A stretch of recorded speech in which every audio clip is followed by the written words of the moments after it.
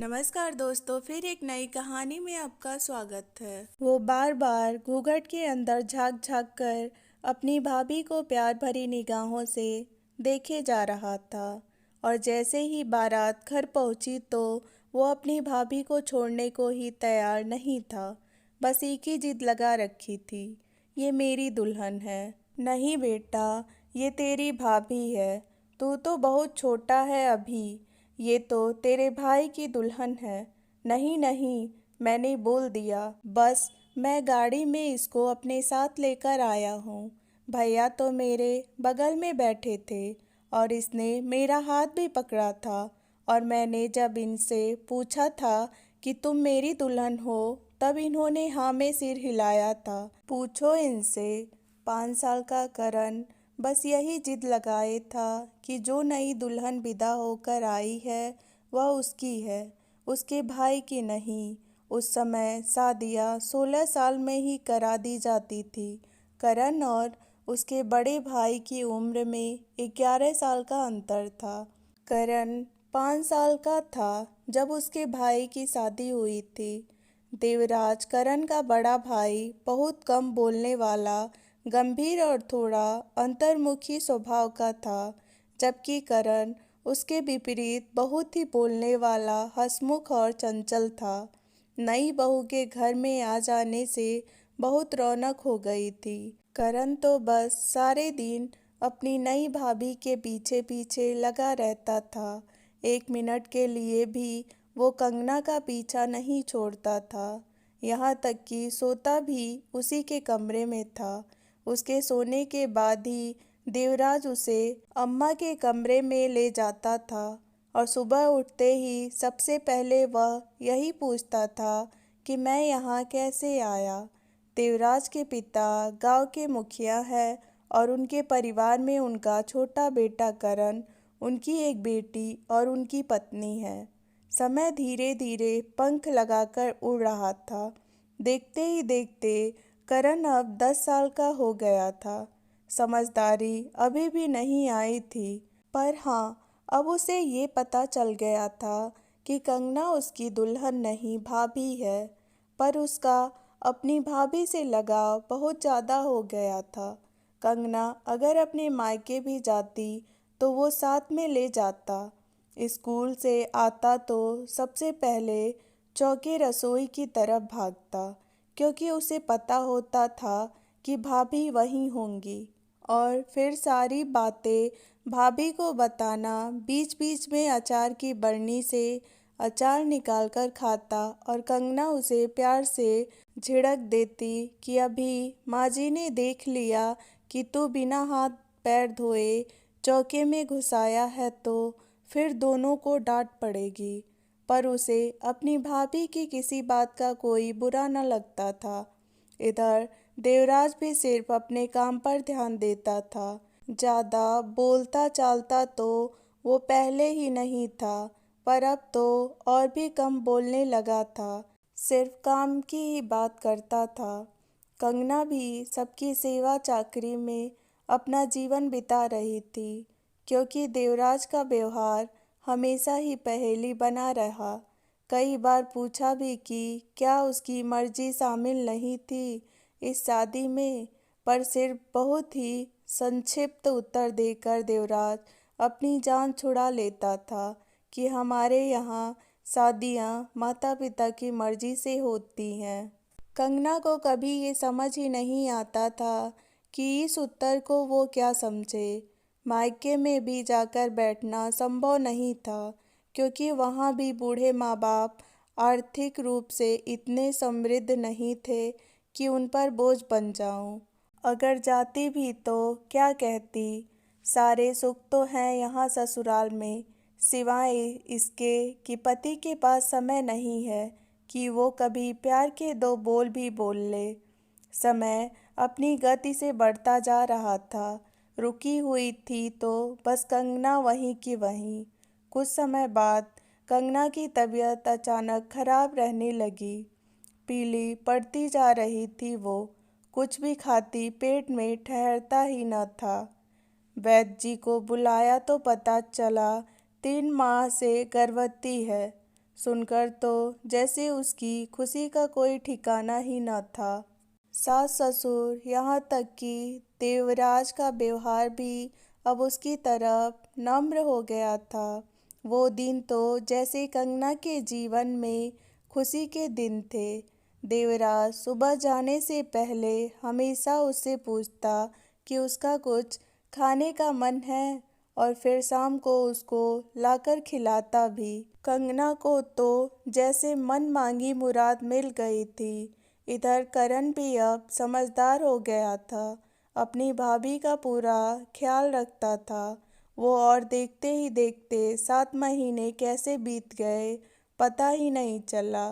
इधर कंगना की छोटी ननद भी शादी के लायक हो गई थी। उसके ससुर ने पास के ही गांव में जमींदार के बेटे से उसका विवाह तय कर दिया था। वैसे तो कंगना की ननद उससे ज़्यादा पसंद नहीं करती थी, क्योंकि उसे ऐसा लगता था कि भाभी के आने के बाद से उसके माता पिता सिर्फ कंगना की ही तारीफ करते हैं। पर अब उसकी शादी होने वाली थी तो वो भी अपनी शादी की तैयारियां अपनी भाभी की पसंद से ही कर रही थी। रेवती कंगना की ननद की शादी में अब कुछ ही दिन शेष थे। सारी हवेली दुल्हन की तरह जगमगा रही थी। उस दिन शगुन लिखी जानी थी तो सारे घर वालों को रेवती के ससुराल जाना था।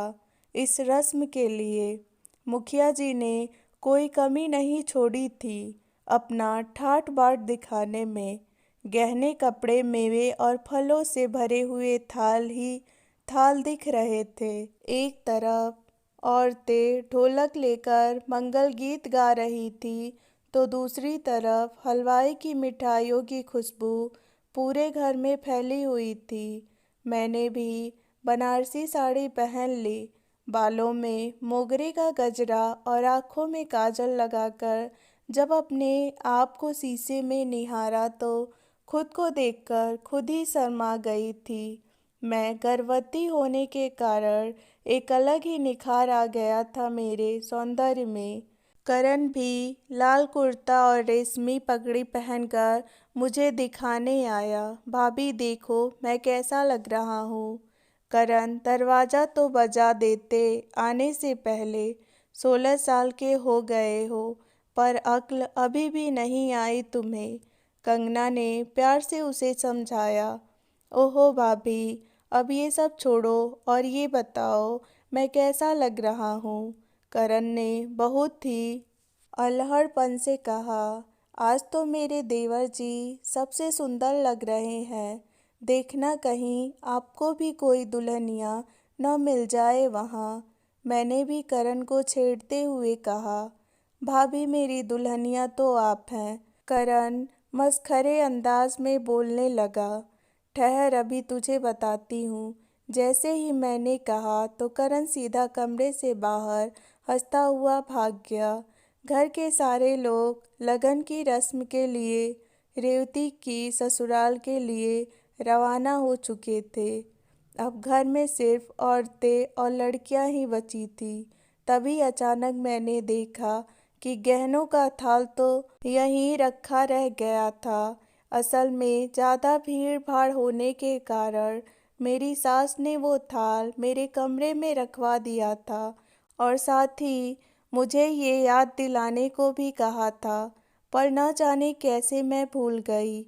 और इसी हड़बड़ाहट में मैं गहनों का थाल लेकर नीचे की तरफ भागी, ये सोचकर कि कोई न कोई तो अभी ये थाल वहाँ पहुँचा ही देगा। और जैसे ही मैं जल्दबाजी में सीढ़ियाँ उतर रही थी तभी अचानक मेरा पैर सीढ़ियों से फिसल गया और मैं लुढ़कते हुए सीधे नीचे आ गिरी। सारी औरतें जो आंगन में बैठी थी चीखते हुए मेरे पास आई और बस मुझे इतना ही याद है कि बहुत जोर का दर्द मेरे पेट में उठा था।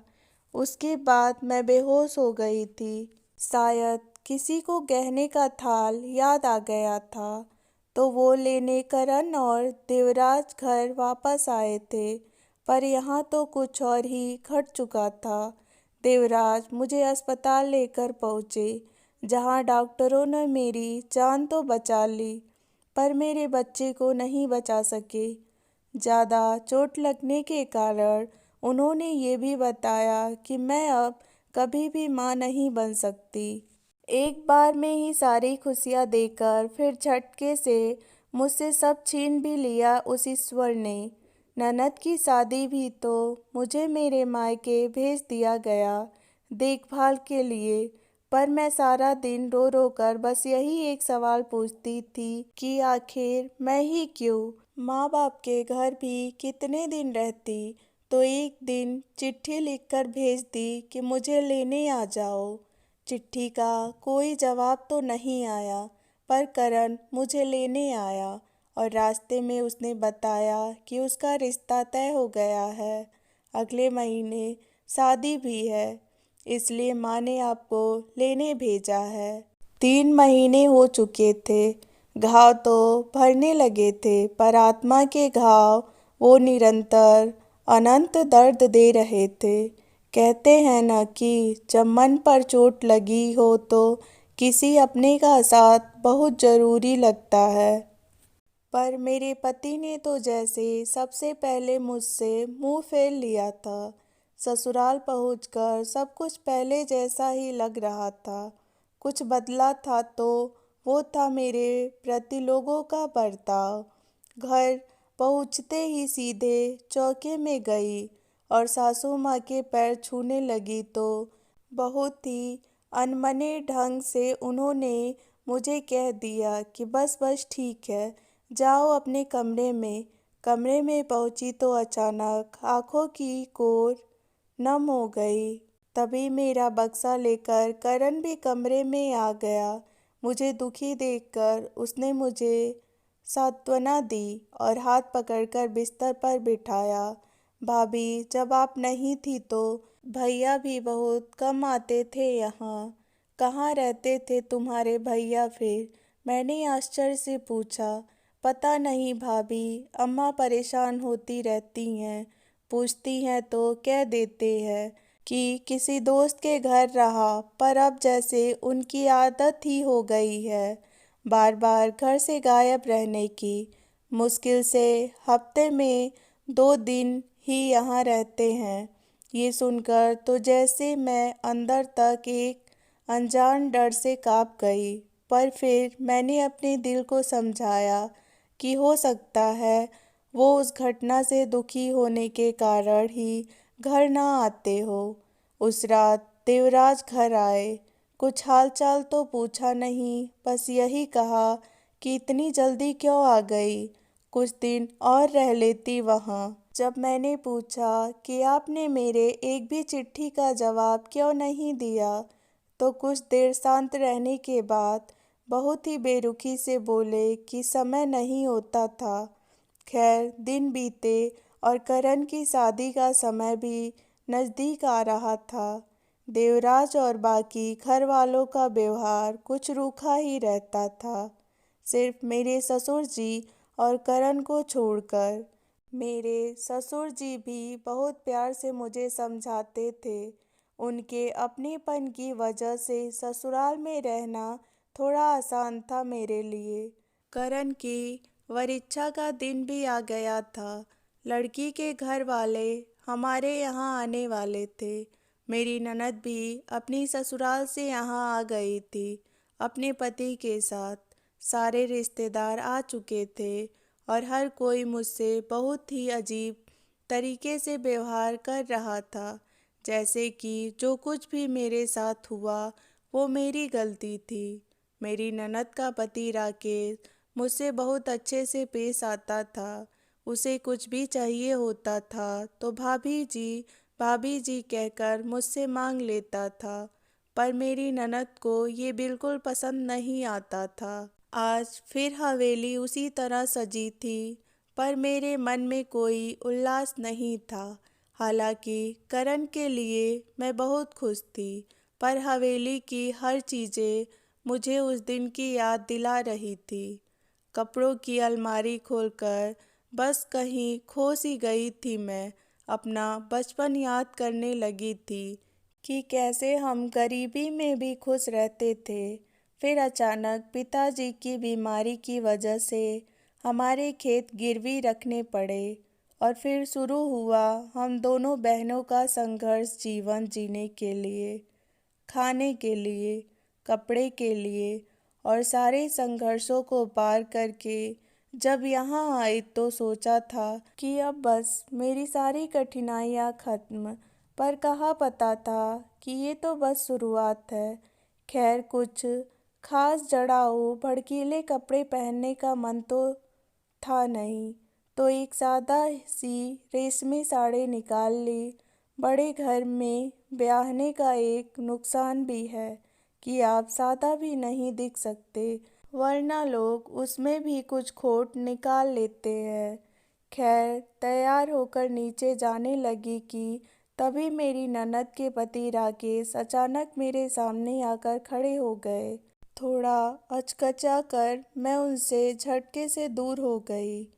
भाभी जी, वो मुझे चाय पीने का मन कर रहा था, आप पिला देंगी?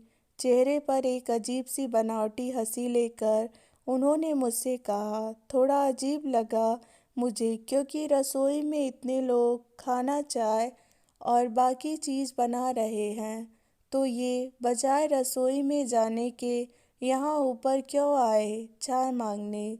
मैंने अपने आप को संभालते हुए उनसे ये कहा कि वो नीचे जाएं, मैं अभी चाय भिजवाती हूँ। तो बड़ी बेशर्मी से उन्होंने मुझे कहा कि क्यों ना चाय हम यहीं मेरे कमरे में साथ बैठकर पिए। उनकी इस अजीब पेशकश से मैं झल्ला गई और मैंने गुस्से में उन्हें नीचे जाने को कहा। थोड़ा ढीठता से हंसते हुए वो नीचे चला गया और मैं आश्चर्य से उन्हें जाते हुए देखती रही।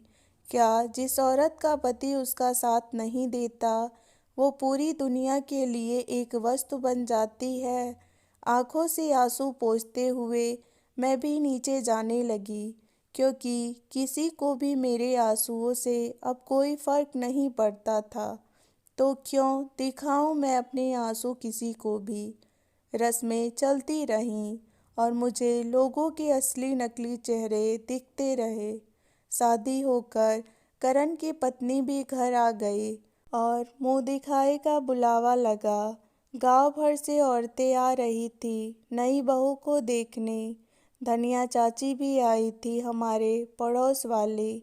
वो मशहूर थी अपनी चुगलखोरी की वजह से। पता नहीं क्या मज़ा आता था उन्हें दूसरों के घर में आग लगाने में। आते ही उन्होंने त्रिया चरित्र दिखाना शुरू कर दिया कि बहू क्या लाई दहेज में, वगैरह वगैरह। मुझे लगा सुरीली करण की पत्नी उनकी बातों से थोड़ा परेशान हो रही है, तो बीच में जाकर मैंने उन्हें टोक दिया, चलो चाची चलकर कुछ खा लो, इतनी देर से बोल रही हो, मुंह सूख गया होगा तुम्हारा।